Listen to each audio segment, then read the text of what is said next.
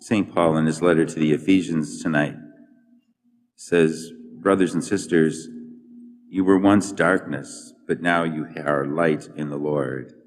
Live as children of light, for light produces every kind of goodness and righteousness and truth.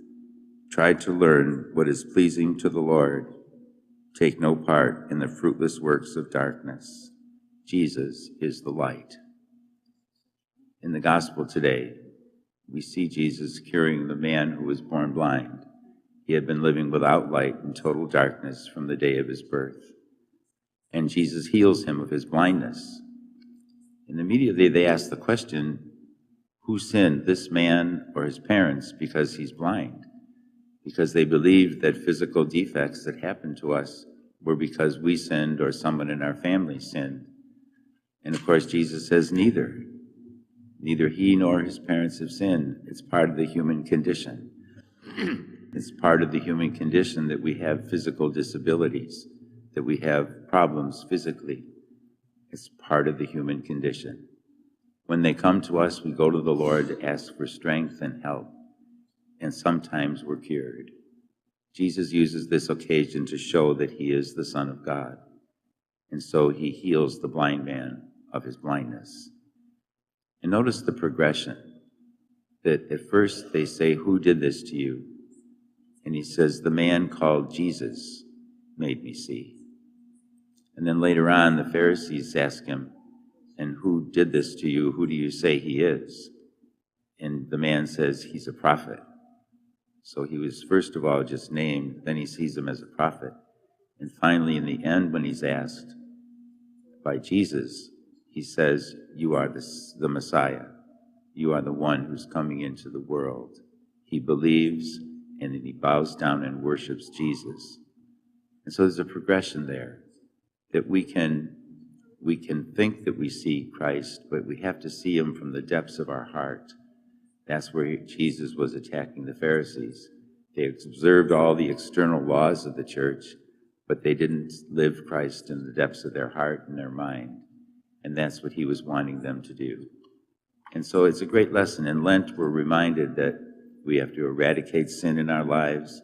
We're reminded that we will die one day and be judged by Christ. But the good news is that Jesus is the light that leads us. And if we follow him, he will lead us to him.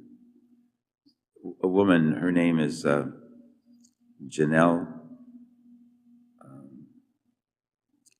Guzman McMillan.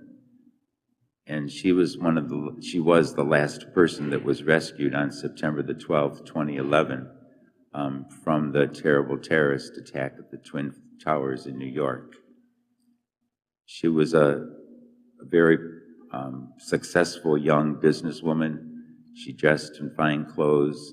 She lived with her boyfriend, Roger.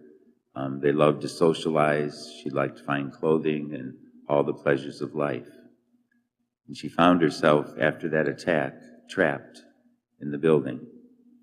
And for 26 hours, she says she was in darkness.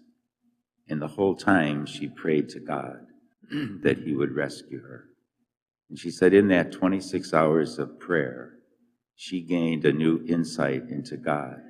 She felt his presence. She knew that something major was missing in her life, and that emptiness could only be filled up with God.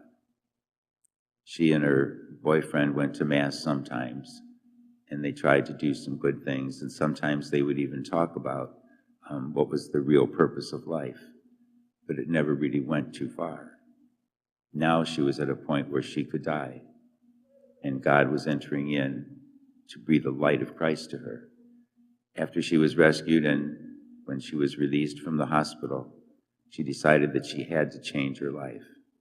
And she tells how she and Roger got married in the church, how they became very active in the church, and that they made it as a married couple a goal in their life to lead others to Jesus Christ.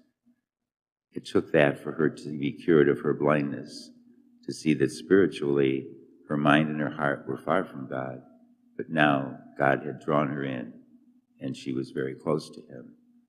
The man born blind, can you imagine? If he never saw anything in his whole life, And what does he see the first time he opens his eyes? He sees Jesus. And then he's drawn to him, of course, and he follows him. He becomes his disciple. In Lent, we're called to deepen our discipleship with Christ. We're called to be the light of Christ to others. That's what our baptismal call is. We hold that candle in our hand at our baptism, and we'll renew that promise on Holy Saturday and Easter Sunday. And we're told to keep the light of Christ burning brightly in our life, and that it may guide us into everlasting life. And so in this fourth Sunday of Lent, we ask the Lord to increase our sight, that we may see him more fully from the depths of our heart, and so that we might lead others to him. Jesus is the light of the world, and he's the only one that can lighten our darkness in our lives. He's the only one that can give us all the grace we need to stay out of the darkness and keep in his light. We're so fortunate in our day and age to know Jesus. The world needs him more than ever, and we're so fortunate to know him as we know him and how we can believe in him, because he truly is the Son of God, as the blind man said. And we ask the Lord to help us to see him in others and lead others to him by our lives. St. Paul says that the light produces every kind of goodness, righteousness, and truth. If the light of Christ is in us, others will see it. They will see the goodness, they will see the truth, and they'll be attracted to it because we're allowing them to see it.